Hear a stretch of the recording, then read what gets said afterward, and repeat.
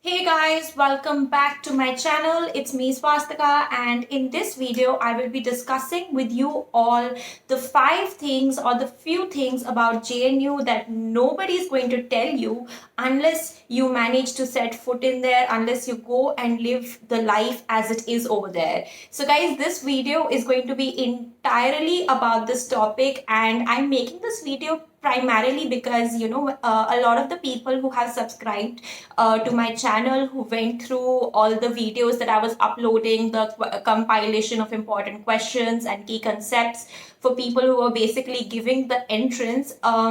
A lot of them actually managed to clear the entrance, and a hearty congratulations from my side to people who are managing to get into master's courses, and people also who are probably getting into PhD and MPhil courses. It's an amazing journey from here, and it's going to be absolutely a lit experience. So guys, I will basically be making this video for all those people who are going as freshers into the university, and things they should definitely check out and have a look at before the first year, the fresher year ends.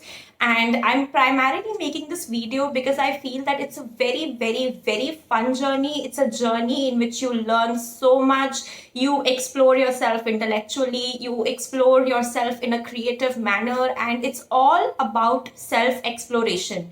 Your student life should be all about exploring yourself and trying to figure out what are the things you like, what are the things that you are instinctively drawn towards. So this is basically going to be about that.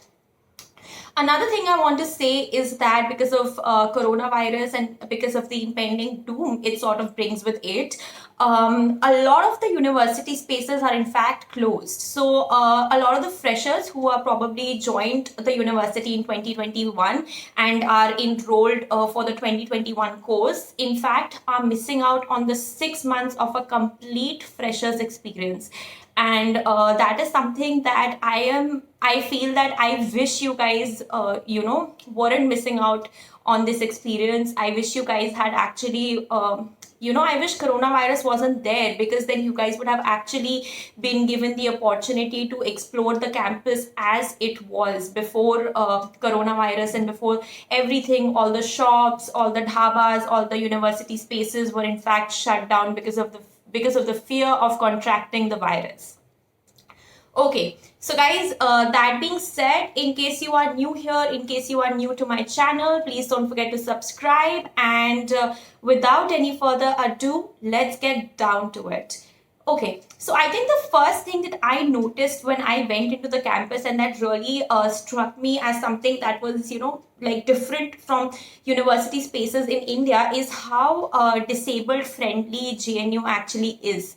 So JNU is one of the few places that is very, very disability friendly. So it has ramps all around, it has ramps all over. It also has spaces like it has braille on even the doors, and even the washrooms are enabled for people who are disabled. So it's a very, very disability friendly place, and I think that's one of the first things I noticed about it. So people who are handicapped, people who have disabilities, in fact, are in a position to have a similar access to facilities as people who are completely abled. And I think that makes this entire space a lot more inclusive, and this is something I really, really like about JNU. And unless you step a foot into the campus, this is something you wouldn't actually know. So this was the first thing. The second thing that people really want to ask, and the question that I get asked most regularly, is that, are politics going to permeate into our lives if we go and explore the campus life in JNU? Is that really going to happen? And what is it really like, right? So, okay. So, guys, yes. So, in what happens is that if you are somebody who feels that, I want to stay away from politics and I don't want to indulge into it, then maybe JNU is not the right space for you. Because here every action, from the simple act of taking water from a tap, or from the simple act of actually looking into the mirror to just look at yourself and realizing that beauty is in fact a social construct. So it's something that is very, very, very politically expressive. So that campus is very open, and if you are somebody who doesn't want to indulge in politics, then JNU is probably not the place for you, because politics is something that permeates the very, very intimate, is going to permeate your personal life very intimately. So this basically means that, as I said, that if you're looking at yourself in the mirror, there's going to be a tag that's going to remind you that beauty is in fact a social construct, and it's not something that you have to pay a rent for just being alive in this world. So the entire campus is going to be strewn across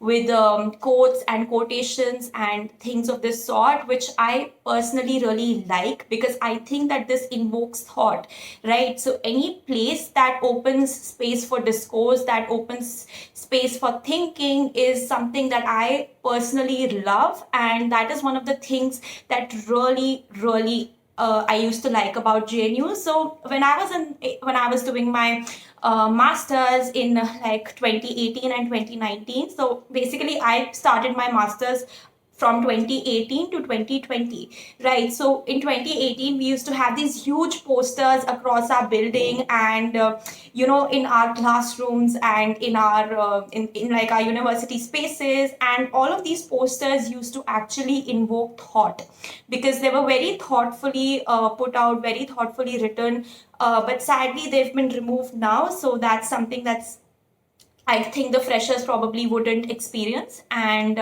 yeah, so that's probably going to be the second thing.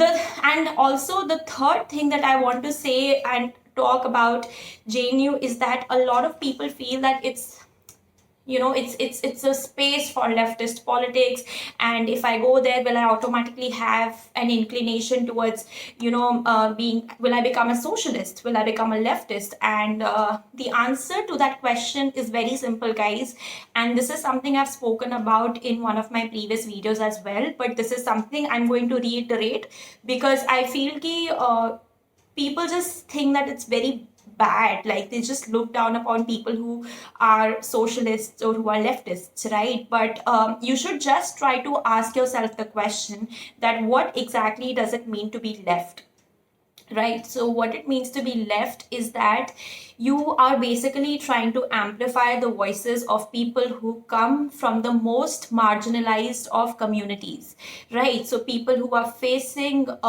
discrimination, people who are facing marginalization from, in terms of any perspective, be it caste, be it class, be it religion, be it gender. If you are somebody who comes from a different culture, who comes and speaks a different language, does not gel in well with the mainstream, and is from the fringes of the society, guys, then JNU is one of the few places that is going to welcome you with open arms. So if you are getting admission there, watching this kind of diversity, watching this one of the most diverse spaces in India come to life with people who come from just about all walks of life is an amazing experience in itself.